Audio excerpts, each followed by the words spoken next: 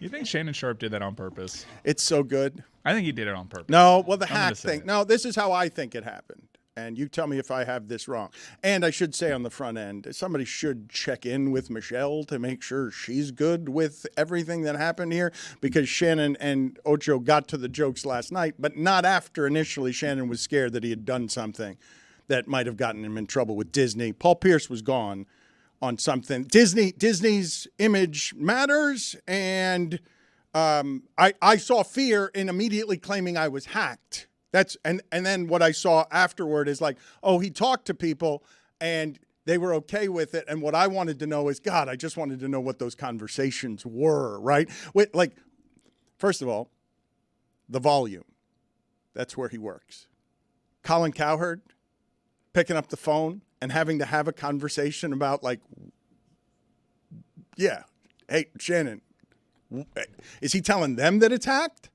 Is the initial move hacked when you're scared when you're going immediately to hacked? Are you not? You're not being playful with that immediately.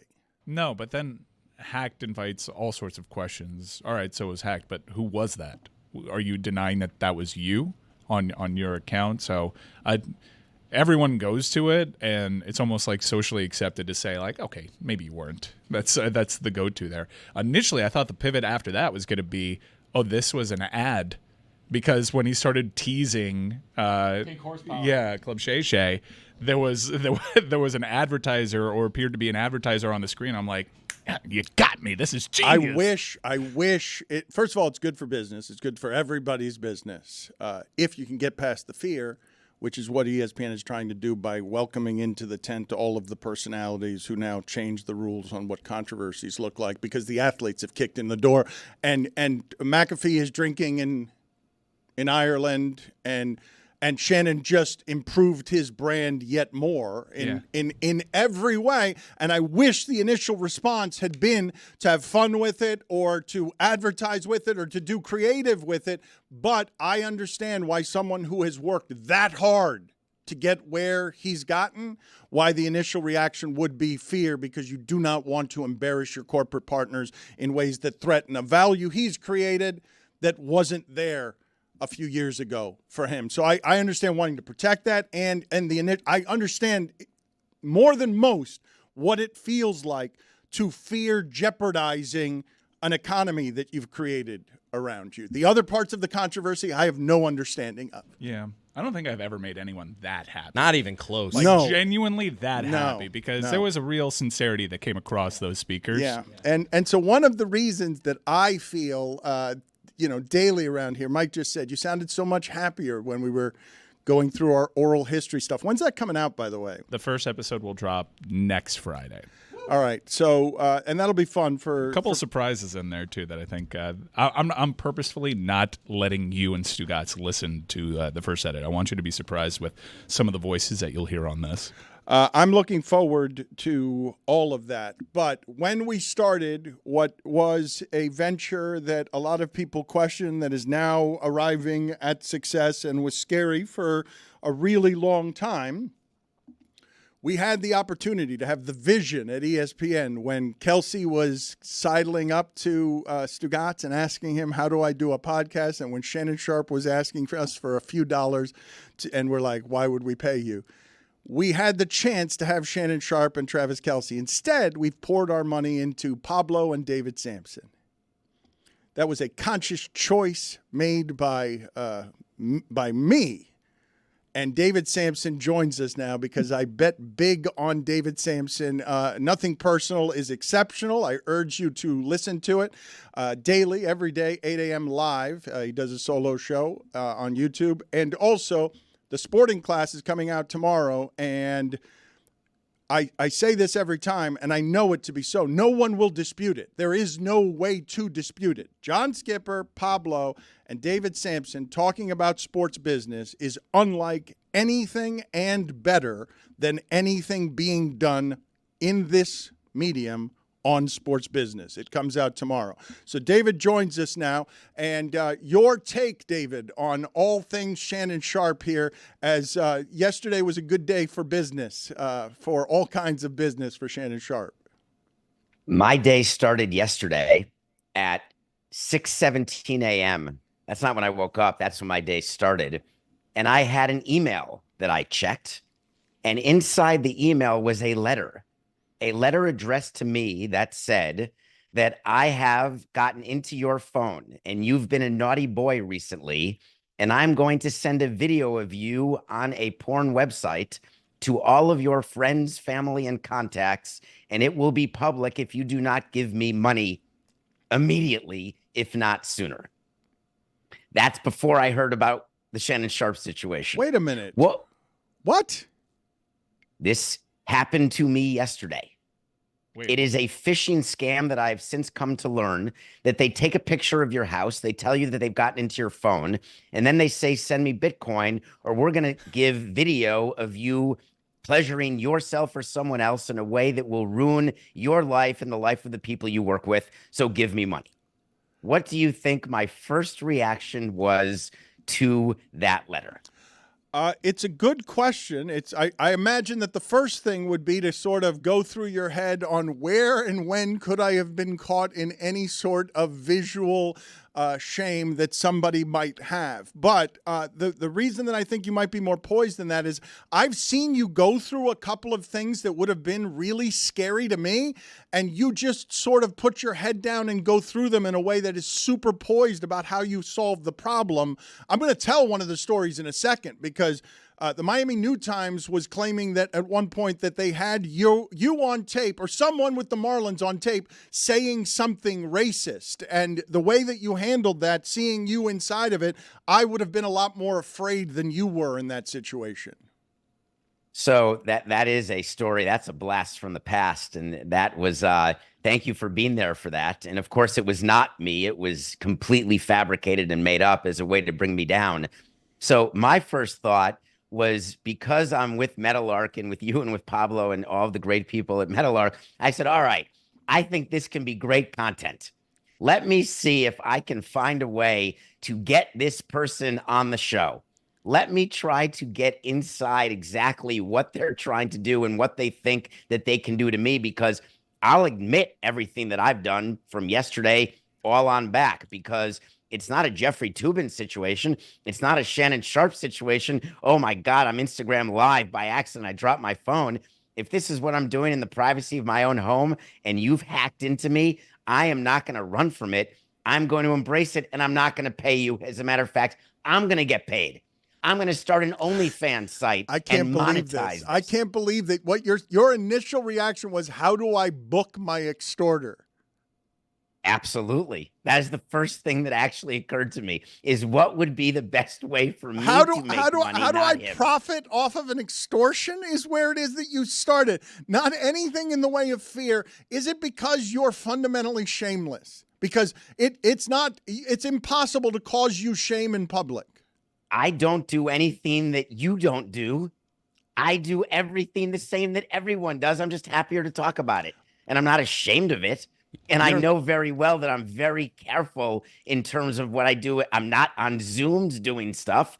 I'm very clear about private browsing and when windows are closed or opened or where cameras are. I just pay attention to detail is all. I mean, this happened to Yarmir Yager. Somebody took a picture of him sleeping next to an 18-year-old. The 18-year-old wanted to extort him, and he said, quote unquote, "I don't care." I mean, if Shannon Sharpe's, if the woman that he was with doesn't care, that ain't bad for business in any way. But I do understand anyone being, it's such an invasion of privacy, David. Like it's not something that I would want out there in any form. No, here's the thing with Shannon Sharpe. I wasn't happy with the initial crisis management of going with the hack story. And then he went right to I'm embracing this, and I'm going to go on shows. I'm going to go on YouTube. I'm going to talk about it, that I'm a male, and this is what males do. And my cardio may not be good enough, but I'm working on it. All those things. You could have done that first. The first call you've got to make when you're part of an organization and this thing happens, you do have to call the PR people for your organization to make them aware. So one of my first thoughts was to call the PR people at Metalark, and I didn't know who to call. I want to hear more about this extortion attempt. There was nothing in the way of fear there at any point. It's Taylor. Oh, that's what Yeah. we should have called. Next Okay. time you're getting extorted, Extorted? for your sexual escapades, please just text Taylor. I will do that. I hope that he is on his phone from time to time. So the answer is no. I was not aware it was a well-known scam. But of course, I'm up to date on many of the scams that go on, and I'm very suspect of just about everybody, including those I know. So my first reaction is not to go to the store and send this person Bitcoin. My first reaction was to say, if you really did what you said you have done, you're gonna have to prove it to me. Now, the downside of being the way I am is that I was clicking refresh during Nothing Personal Live yesterday and throughout the day yesterday, seeing whether or not any videos or any sort of audio or any sort of anything had come out. And I stopped hitting refresh. So it was about 18 hours of refreshing is about as much as I was willing to give it. You said you suspect even those close to you. Give me a number to this. How many people do you trust in the world? Unequivocally, Yes. 0. How many do you trust in just trust that you would say not unequivocally, but you trust? Not many. You know, trust is that's a loaded word, and we can talk about trust. Well, you just said I'm suspect of even people I love. So how many of those people are you not suspect of? One of the things is, I think it's important in business and in your personal life. I think you've got to be, if you're in the public eye, or even if you have a mouth like I had all through elementary school and high school and law school, part of having that mouth is that it comes with not being able to trust, because you don't exactly know how people are going to react to the path that you're on or the things that you're saying. And so that's why the criticisms when I was running the Marlins never impacted me, because I never believed the people who lauded what I was doing. So I didn't have to pay attention to the criticisms. And in terms of trust, if you don't trust anybody, you never get disappointed. So it actually puts me in a better position. Juju, put it on the poll, please. Is the only trust David Samson has in life a trust fund at Le Batard Show? Can you tell? That's ridiculous. Can you Dan. tell the people? Can you tell the people the controversy with the Miami New Times? Because we blew through it there, but I want you guys to imagine the Marlins get a call. The reason that I found this so interesting is because I couldn't believe how calm Samson was throughout at a time that was publicly perilous for this kind of accusation to make an appearance. The Marlins are getting a call that one of their top executives, and I think you guys narrowed it down, the accusation was either you or the owner of the team, is on tape, on audio, saying racist things. That's all you're getting in terms of what the call is, right? Yeah, we were asked to comment. We were called by the Miami New Times saying they're releasing a story that they've got someone on tape and they're going to play the tape. And we called in our PR people. I happened to, if you remember, you were my first call, interestingly enough, when this happened. And I knew very well that the way I talk to players, the way I talk to people, whether I'm an ambient or not, I don't say things that are racist because I'm not racist.